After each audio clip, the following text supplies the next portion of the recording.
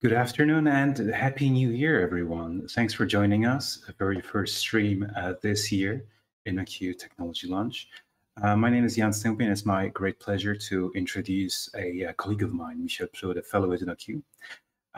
You might have heard about certain tools, practices he's going to talk about. You might have read the book, Team Topologies. Today, in our today's stream, we will have a more systemic view how those tools can work together in concert.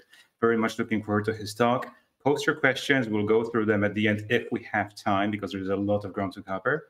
And without further ado, Michael, the floor is yours. Thank you all, and let's get to it. All right. So a happy new year from my side as well. Welcome to everyone to this talk. Also my first talk, which I will do in this year. Of course, it's January 4th, so there weren't many opportunities to do other talks.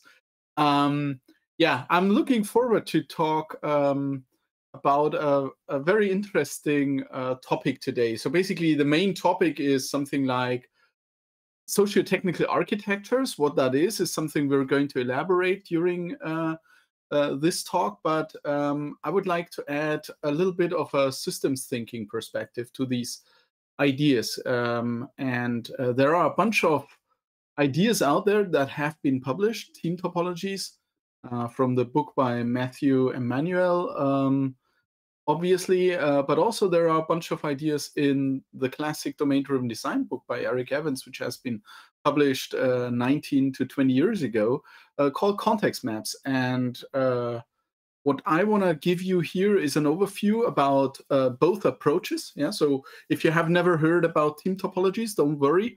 If you have never heard about context maps from domain-driven design, don't worry as well.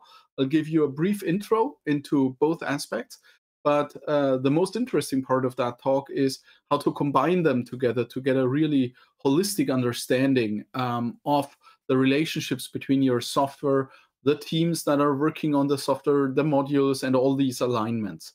Let me start off with a brief intro to myself. My name is Michael Plot. I work as a fellow at INNOQ. I'm, very much a DDD guy. I'm pretty active in the community.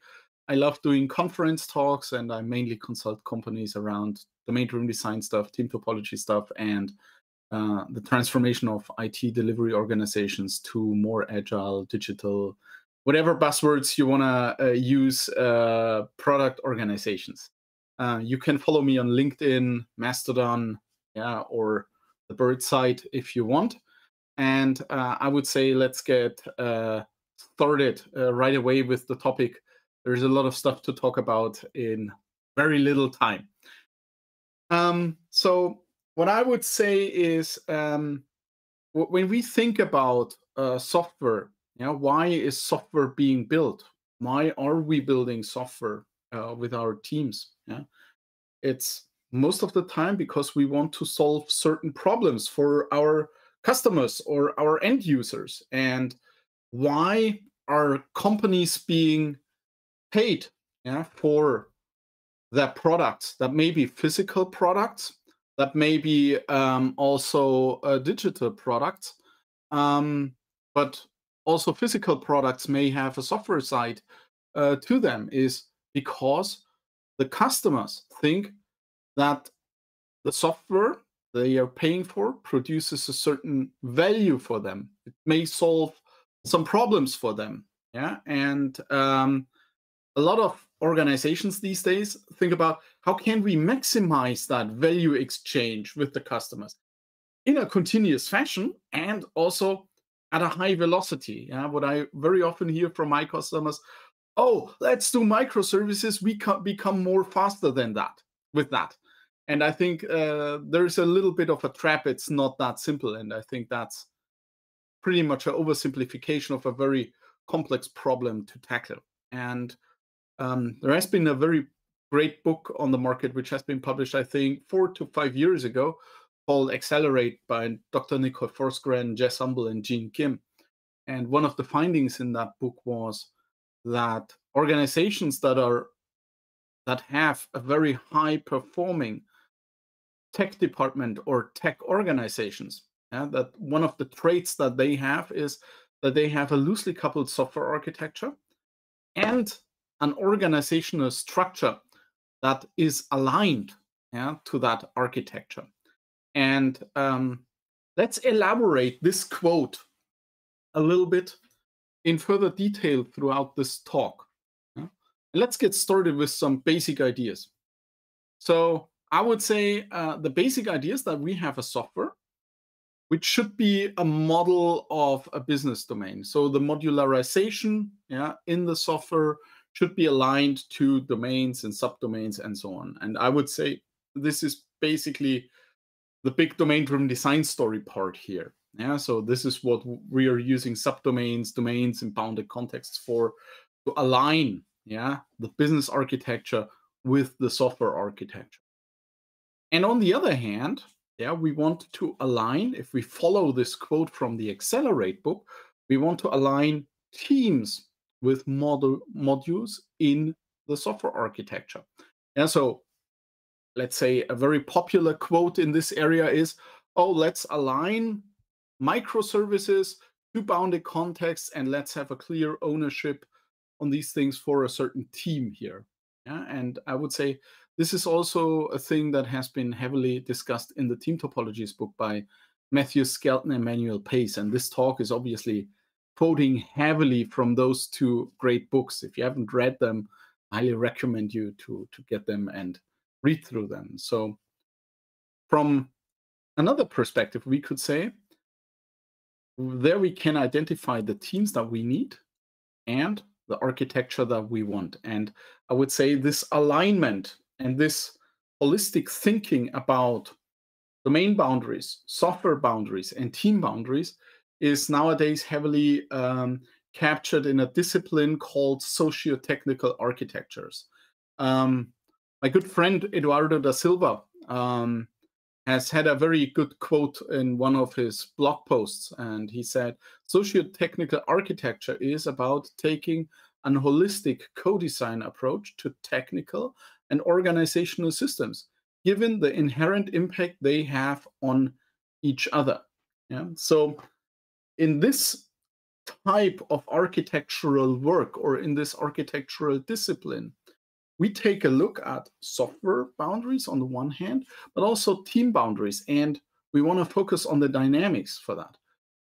Let me give you a simpler quote by Michael Nygaard. Michael Nygaard once said, team assignments are the first draft of the architecture. Let me give you a very simple example for that. If you have a front-end team, a back-end team, and a database team, and you tell them, those three teams, build me a mortgage loan application, or build me an application with which I can sell insurance products. What these teams are probably going to build is a front end, a back end, and a database, given the dynamics, the communication flow between those teams. And so far, we have talked about this alignment here. We want to align team boundaries and software boundaries together. And but there is one more thing. How can we identify the boundaries that are suitable to be aligned? And Robert Frost once said, good fences make good neighbors. And there is a lot of truth to that. And I'll also, Wakeboarding Dad wrote in the chat, Conway's Law is calling. I tried to avoid mentioning Conway's Law here heavily, but basically I'm talking about Conway's Law all the time. Wait for it. This is a lot about Conway's Law here. And what I think when we look back at this slide here, we need to have teams that are enabled, that are capable to build great software. And what motivates those teams? What motivates people? There's been an excellent book by Daniel H. Pink called Drive, The Surprising Truth About What Motivates Us. And Daniel came up with the result from his research that people and teams are mainly motivated by autonomy, mastery, and purpose. And I think this is a very interesting hook point, yeah, because in the IT business nowadays, we very often talk about autonomous teams. Yeah.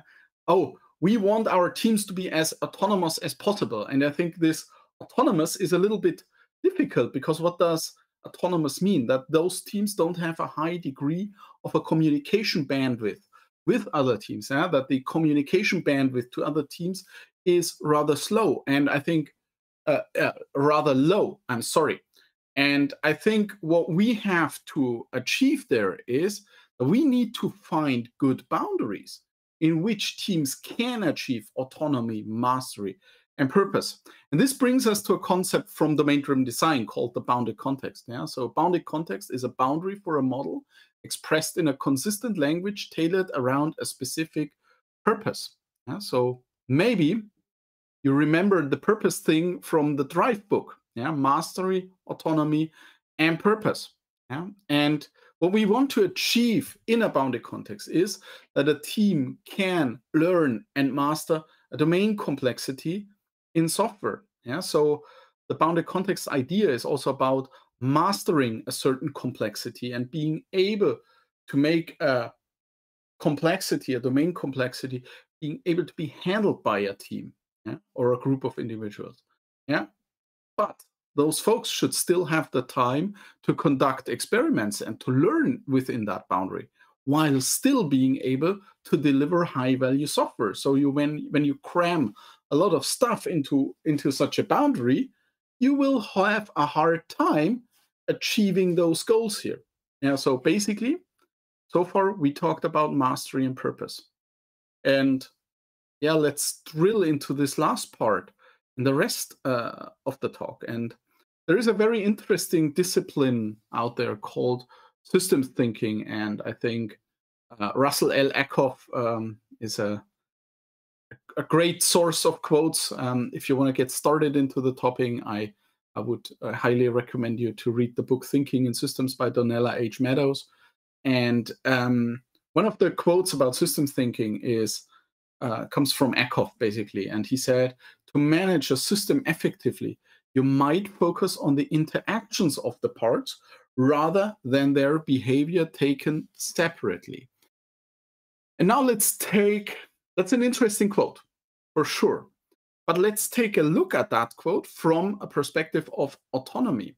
Yeah? So isn't autonomy maybe about a reduction or a lack of interaction of certain parts? Yeah, so that we try to find boundaries where a certain team can make their own decisions without having to talk to and to coordinate and orchestrate with other teams and organizations. Theo wrote in the chat and asked, what systems thinking book would you recommend? I would highly recommend, if you get started, to get this Thinking in Systems one here, which I have linked on the top of the slide. So if you scan the QR code, you directly can jump to the book. I think it's a Goodreads link, as far as I remember. Yeah, so what we want to do here is we want to align boundaries. Yeah, and I think domain boundaries are a really great way to achieve this. And now let's talk a little bit about this idea behind team topologies. The team topologies folks, Matthew Skelton and Manuel Pace, also had a very interesting quote in their book that said, an architect should be thinking what team interaction modes are appropriate for those two teams. And now comes the interesting part. What kind of communication do we need between these two parts of the system, between these two teams? And again, here, it's a lot about the interactions of the parts, the dynamics, yeah, not just looking at an org chart, which is a rather static structure, but take a look at the communication flow between teams. Yeah, Conway's law has already been mentioned in the chat of this talk already. And this is basically something that flows heavily around these team topologies ideas. And Matthew and Manuel defined 4 fundamental team topologies. Complicated subsystem team, enabling team, platform team, and a stream-aligned team. And now let's take a look how those teams look like, what they are about. So the main idea of team topologies is that you have stream-aligned teams, and those are teams that are usually tailored to a business area or an organizational capability. Matthew Emmanuel mentioned a bunch of possible fracture planes, like customer segment, certain functionality, but a very prominent fracture plane for identifying boundaries for stream-aligned teams are bounded contexts from domain-driven design. I think there is a rough quote in the book that says, bounded context is a team-first boundary, for instance. So if you work on your DDD stuff and you try to identify good boundaries for bounded contexts, you probably have pretty decent boundaries for stream-aligned teams, especially on those contexts that are in core domains. So, and the goal of this team, of those teams, is to create value for customers very quickly, safely, and in a highly autonomous fashion, so that there is no need for a lot of cross-team coordination and so on, and no need to delegate a lot of work for others. On the other hand, the complicated subsystem team is a team which is responsible for a part of the system that is very complex, where you need highly specialized expertise, and expertise skill sets that are really hard to find on the market.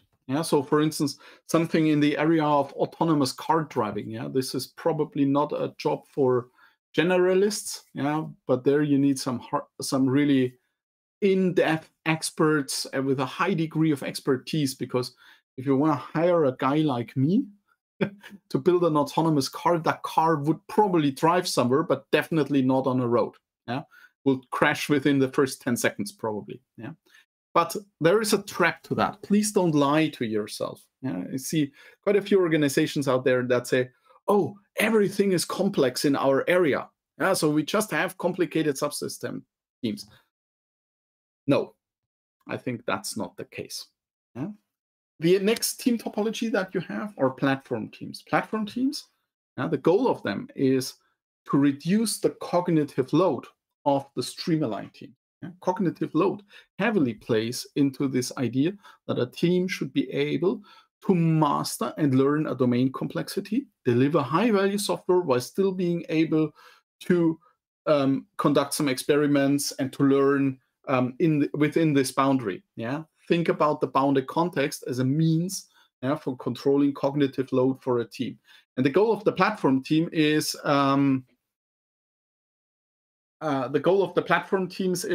that the stream-aligned team's cognitive load should be reduced because they can use functionality of a platform. Platform usually provides self-service APIs, tools, and services as an internal product. So they heavily work product-driven. And finally, we have the enabling teams. It's hard for stream-aligned teams to keep up with things happening in tech. There's always new technology, new methodologies popping up, and so on. And also in organizations that have a very, very long IT history, maybe those teams need to be enabled to work with new technologies, with new methodologies, and so on. And this is why the enabling teams are also in this game. And they have a strong collaborative nature. I very often see them as a kind of an in-house consulting team, but that works heavily with facilitation techniques and helps those teams to learn new stuff, to master new stuff, and so on.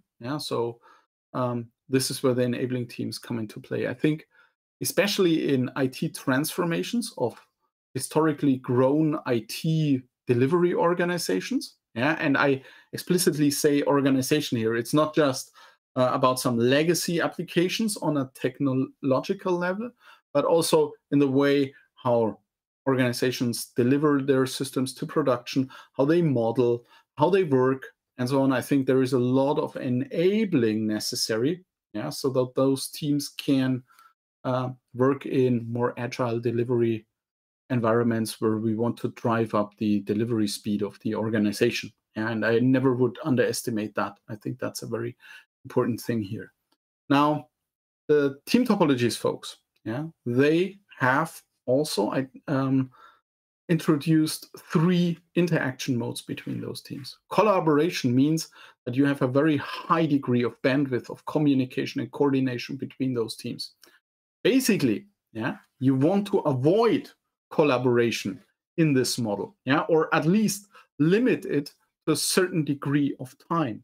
Yeah, you don't want teams to, especially stream-aligned teams, to collaborate forever, yeah, because this drives down their delivery speed. Yeah, this drives down their output, and this is basically against the idea of a stream-aligned team. Sometimes you need a certain degree of collaboration. Make sure that this is limited in terms of time.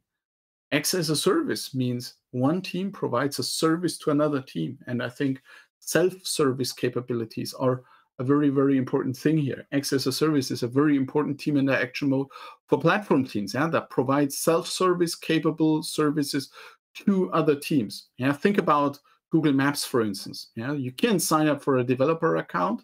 Yeah, with Google Maps, you enter your credit card, agree to the payment terms and whatever. You get the API documentation and you're good to go. There is no need for you to collaborate with the team developing maps at Google. Yeah, and I think Google will be very restrictive in the way with whom they would collaborate on those things. Yeah, of course they listen to their customers, for sure. Yeah, but that doesn't mean that it's a wishing game where everyone can say, oh, I want this in Maps and I want that in Maps and I want this in Maps and so on and so forth. And finally, we have facilitating, which is obviously a team interaction mode, which is heavily targeted at enabling teams. But I have also seen in IT transformation that this may also be about new stream-aligned teams that get created that can learn from other stream-aligns. Again, for a very restricted point in time, yeah, because facilitation is communication heavy. It drives down the delivery speed and so on. And the team topologies folks visualize these things like that, yeah, with the team types and so on. So cognitive load plays a very, very central role in the whole team topologies landscape. And yeah, what the team topologies folks said, hey, the bounded context as a fracture plan is a great team first boundary. Yeah, so there is a high degree of parallelism from the DDD world to the team topologies world. Yeah, so to summarize the team topologies part, we could say that we have team classifications, teams, collaboration, services and interfaces, team boundaries as a first candidate, and something like enabling. Yeah, those are some ideas in the team topology thing. Let's jump to the domain-driven design world with context maps. Context maps address similar things from a different perspective, at a different level of detail, I would say. Yeah? The main difference at first, team topologies have an approach that is a team-first approach.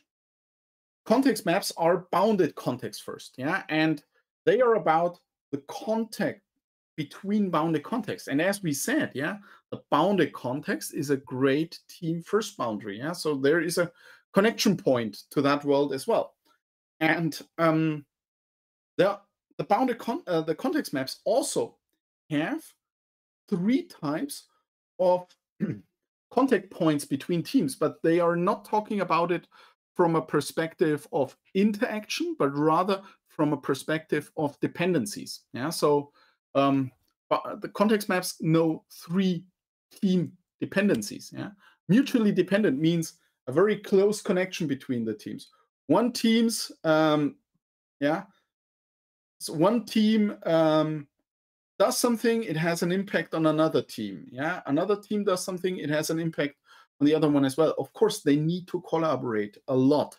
And when I talk about collaboration, there was a question in the chat by Benjamin. So the authors recommend stream-aligned teams, and at the same time, they shouldn't collaborate that much. Yes, exactly. That's the goal. Yeah, you want to make those stream-aligned teams as autonomous as possible. Yeah, so that they can move fast on their own terms, and therefore you need to find good boundaries where this is possible. Yeah, I'm not buying into this fully autonomous teams thing, because I think there also always needs to be some kind of a shared vision and a shared goal and so on.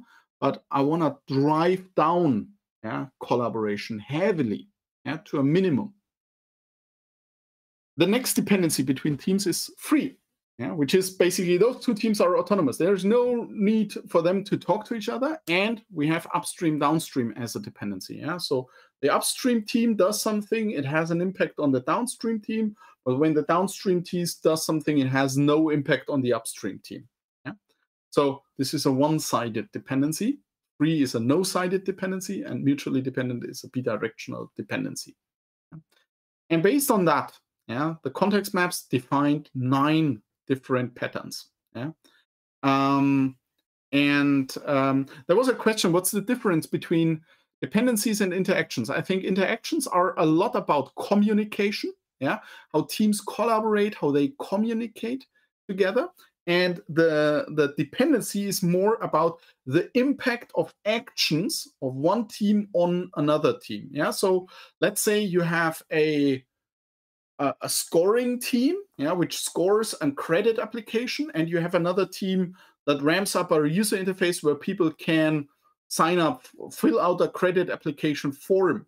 So the dependency here would be if the credit application form team changes substantial parts of the form, it will impact the scoring team, because they need to revamp something in their scoring algorithms, how they handle the data, and so on. But if the scoring team changes their algorithm, let's say they start giving people in Nuremberg 10 points more than people who live in Fürth, for instance, I'm trolling my neighboring city right now, then it doesn't have an impact on the other team. So that's more the dependency thing. It's dependency is about impact of actions, and I would say interaction is about communication flow. But sometimes they go hand in hand together, obviously.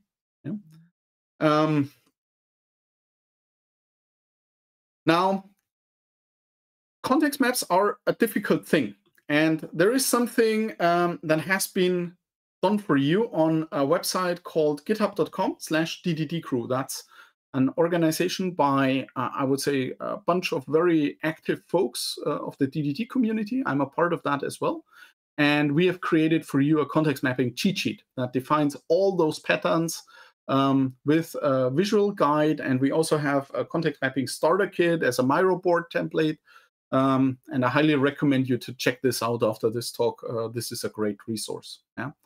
In the following, I will just mention a few of those patterns, not all, because we have a time constraint in this talk. But I will mention the ones which are relevant for a combination with team topologies later on. So one is open host service. Open host service is something like a public API offered by one bounded context, targeted at many consumers. Think about open host service as a publicly usable API. Functionality is being provided through an interface, and that is visualized very often with a box called OHS, on one system, or one bounded context. And usually the team providing an open host service is upstream, the consumers are downstream. That's, I would say, the 98% thing that you can put your mental model into, and you're pretty much well. And then we have the anti-corruption layer on the downside. So that says, okay, one system provides a model through an API, and the other system and the other bounded context translates this into their own model. So we have a model-to-model transformation, which aims at a looser kind of coupling. The difference to that is the conformist, where we pull in the external model one by one as it is. You may, and this leads to a higher degree of coupling, of course. You may think, hey, conformist is a stupid idea. I disagree. Sometimes it may be a good idea, because it's simple, it's fast, maybe the external model suits your needs, fair enough. The heaviest kind of coupling between two bounded contexts you can have is the shared kernel, where two systems share a physical artifact like a shared jar file, shared DLL, shared database schema, hello, dear legacy monolith from the gates of hell. You love your shared database schema a lot. Yeah, something that we see a lot in those environments. Yeah? Teams that have a shared kernel. Yeah, let's say you have a credit sales funnel team and a scoring team. Yeah, they have to form a partnership. So they are definitely mutually dependent. And in terms of the interaction that they have, they will need to collaborate a lot. Yeah, and there is also something for that in the team topology, in the context mapping, which is called a team relationship called partnership, where two teams coordinate their efforts, their testing, their releases, and so on. They are mutually dependent and they need to collaborate a lot. And finally, we have another pattern called customer supplier, which usually is for downstream teams. A downstream team usually has not a lot of influence. Yeah, usually they don't have a lot of influence about the upstream team's action. And there we grant them a little bit of influence on the upstream, where we say, okay, they can request changes to the upstream, they can raise requirements, and so on. Yeah, so this is visualized by customer supplier. Now those patterns, yeah, they address various aspects in terms of team relationships, model propagation, technical API stuff, and so on. And if we put that next to the team topology stuff, there is a certain intersection between the two models, yeah, like teams, the collaboration, the services and interfaces, but also additional stuff, yeah, like model propagation, governance patterns, dependencies between teams instead of interactions, organizational solutions, yeah, and we take a look at context boundaries first, not team boundaries first. Now, the thing is, in order, yeah, and now let's get back to this system thinking world. Yeah, systems thinking is a lot about the interactions of the parts of a system. Yeah, part of a system can be software parts, can be domain parts, but also team parts. Now, what is the interaction? How are the dynamics there? And I think, therefore, it absolutely makes sense from this perspective coming to combine team topologies and context maps together. Yeah. Now, you could answer, for instance, the following questions. How aligned are stream-aligned teams? Yeah, from a team topologies perspective, you have a stream-aligned team, but how aligned are they to a certain domain, to a certain bounded context? When you dig into their responsibilities, into the bounded context that they are responsible for. Yeah, for instance, here, well, this is not so well aligned. Yeah, they are responsible for two bounded contexts. There may be a certain risk that the cognitive load of the team is too high because they have to work in two separate boundaries and so on. Yeah, maybe not so aligned. So you can use the context mapping approach to double check on the alignment of the stream aligned teams. And the complexity, here we have an example where we have a very nice alignment. Yeah, one-to-one alignment, one stream aligned team is responsible for one bounded context. Yeah, picture book alignment, perfect. Yeah. Or you can ask the question, how complicated is the responsibility of a complicated subsystem team? Yeah. Let's dig into that.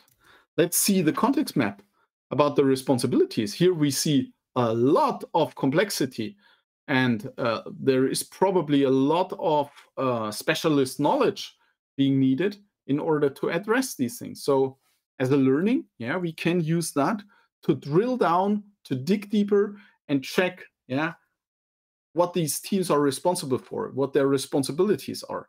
Is this clean cut? Yeah, for instance, I have once seen in an architecture review a stream-aligned, complicated subsystem enabling platform team that was responsible for a ton of stuff. Yeah, they had so many context switches, and they complained a lot for very, very obvious and good reasons. Yeah. Now, the next thing that we can use context maps for is to dig deeper into the interaction modes that team topologies provide. Let's take a look at an example. We have a complicated subsystem team, which has an acts as a service relationship to a stream-aligned team. Looks good. Now, how does this acts as a service thing look like? Yeah, let's dig into that with a context map. Yeah, okay. We see there's one bounded context providing an open host service, which is upstream, and we have an anti-corruption layer on the downstream side, and we have the stream-aligned team, which is responsible for one bounded context. Yeah? So we can blend in, yeah, both perspectives together. Other examples may look like that. Yeah? We have platform team with a bounded context, and we have a stream-aligned team with a customer-supplier relationship, or that goes separate ways with organizational solutions and so on. Yeah? Or another example, how does a team topologies collaboration look like in detail between two teams? Yeah? We have a collaboration relationship between a complicated subsystem team and a stream-aligned team. Yeah? Okay, can happen. Yeah, is a realistic scenario here. Now, how does that look like? Yeah? Let's drill down into that. Yeah? Oh, okay, there we have a shared kernel between the two, and they have a partnership. Yeah, and they are in a mutual dependency together. So those folks here who are a little bit already into team topologies and so on will shake their heads in disbelief and horror looking at that scenario. Yeah, you definitely don't want this kind of a collaboration between those teams. Yeah, because this is a highly tangled mess. Yeah, that you should aim to resolve very, very quickly. Yeah, that you can get rid of that collaboration, because this stream-aligned team will always be slowed down and hindered in the day-to-day work. Yeah, they will not be autonomous by any degree. Yeah, they'll always be bogged down by the shared kernel and the partnership on the complicated subsystem team. Yeah, so let's sum this up. Yeah, I think from a systems thinking perspective, yeah, which aims at understanding a system as a whole, yeah, combining team topologies with context maps makes absolute sense. Yeah? And I would say team topologies are a great starting point into that. Yeah? This is rather easy to understand, easy to visualize, yeah, and easy to communicate. Yeah? But there is a certain limit in terms of the depth, how the visualizations and the ideas of team topologies go. And I think when you want to dig deeper into those relationships, and when you still want a means to visualize that and use that as a communications tool, I think context maps are a really great idea. And I think they blend in perfectly together. Yeah.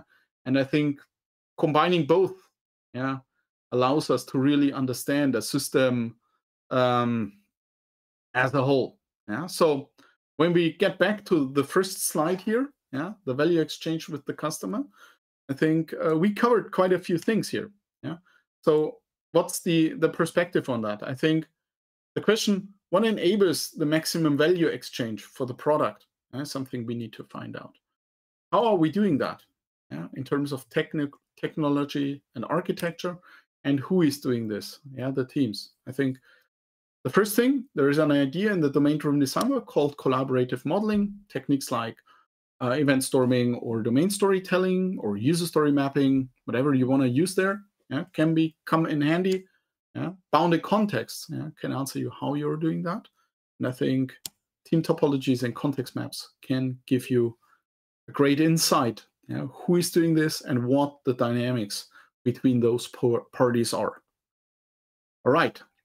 I have covered a lot of stuff in, I think, 40 minutes or something. Of course, I'm fully aware that this is just a starting point. So if you're interested in that, I highly recommend you to check out the DDD crew GitHub organization, check out the Team Topologies website, and the book, of course. Check out the context mapping starter kit on the DDD crew, and read up on the DDD stuff. So from my side, thank you very much. And I'll quickly have a look at the chat for the questions here. So Bison Embryo asked, so basically it's about troubleshooting if your time to market is too high. Well, I wouldn't say basically. Yeah, I think you can use that for troubleshooting and for visualizing problems. But what you can also do is sketching out as is state, hey, take a look. This is where we are at the moment, and we see those issues here, and these pro arguments over there, and let's transform step by step into that direction as well. Yeah, so that's one thing. Alexander wrote a Q&A thing. Jan, I think you unmuted yourself, and there is a little bit of background noise. Oh. Alexander had, thank you. You mentioned a little bit about boundary of team topologies. What do you think what system design boundaries can be of this merging? Team topologies and context maps. I think you can use that as a double checker if your boundaries are really good. But if you're doing these things with team topologies in mind, I highly recommend you to check out the independent service heuristics GitHub project, which has been published by the Team Topologies folks. They can also help you in digging deeper into those things. And yeah, I think that's also a good starting point. But you can use that to check out if the boundaries are good or not. Now, there's another question. At what company size does it make sense to apply team topologies? Hard to answer. I would say my first guess is something like 40, 50 folks, maybe. Yeah, when you have 3, 4, 5 teams or something, I think there it starts to make sense. Yeah. Then any sources for applying both for hardware and hardware/software context?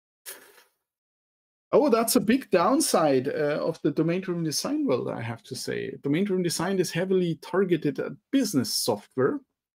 And I've always seen quite a few questions from the embedded community, yeah, on those things. But so far, I think I haven't seen an approach that fully convinced me, but I have a hard time judging that because I have no clue about embedded or hardware development. So, Tommy, I may have a hard time answering your questions. Yeah, I don't know any of those sources. If someone else has it, maybe pitch it into the chat. We can always learn from each other. And yeah, I mean, of course, you're right. Yeah, the mental models are abstract enough to apply it outside of software. Absolutely, I agree with you. But I have never used that in a hardware concept on my own. So do you have thoughts about how to react change of the need for development resources in course of time? Yeah, I would say you Stefan, your keyword dynamic reteaming is something that I would have answered in that case. I would heavily take a look at the ideas in the dynamic reteaming book, which I think is a great one. I would check this out. I mean,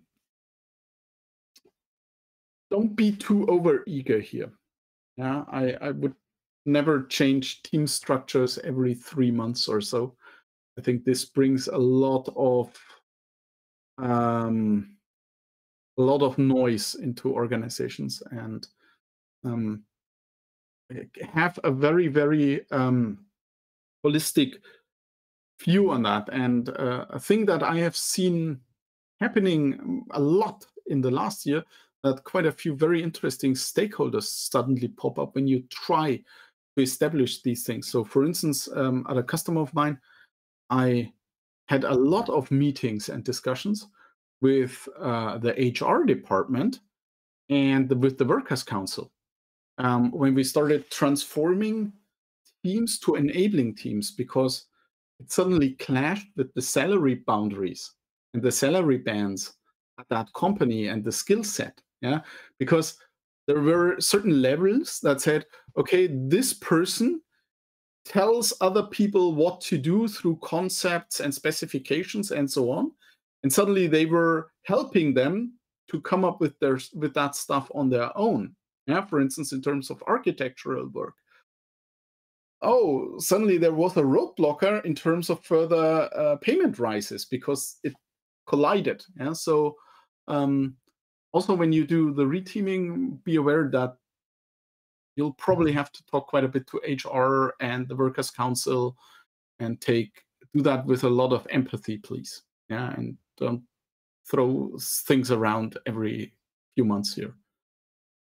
All right, Sebastian wrote, would be interesting to see an example on how to change from don't do this setup to a better structure and mode of interaction. Yeah, that would be a great thing. Maybe subject for another talk.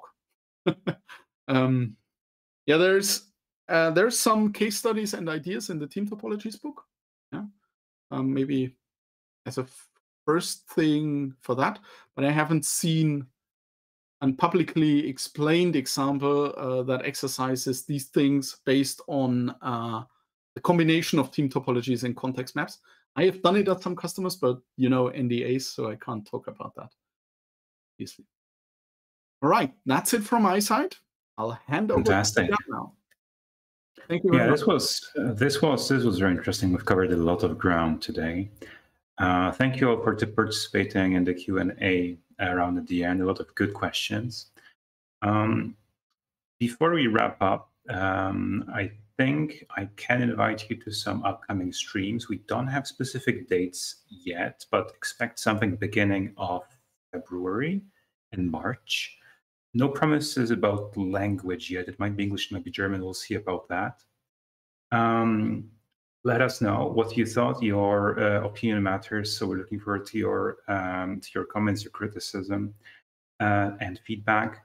And also be sure to follow us wherever you get your news, wherever it's either Fediverse or RSS or any other. Michael, is there anything else we need to add, or is this the point where we wrap it all up? I would say let's wrap it up. Thanks for everyone for joining me and us this early of the year. And maybe I'll see you around at some conferences and at another technology lunch or anything like that. And yeah, thanks for your interest. Thanks for the great questions and the interaction. I enjoyed it. Have a nice rest of the day. Absolutely. Thank you all so much. Happy New Year and see you next time.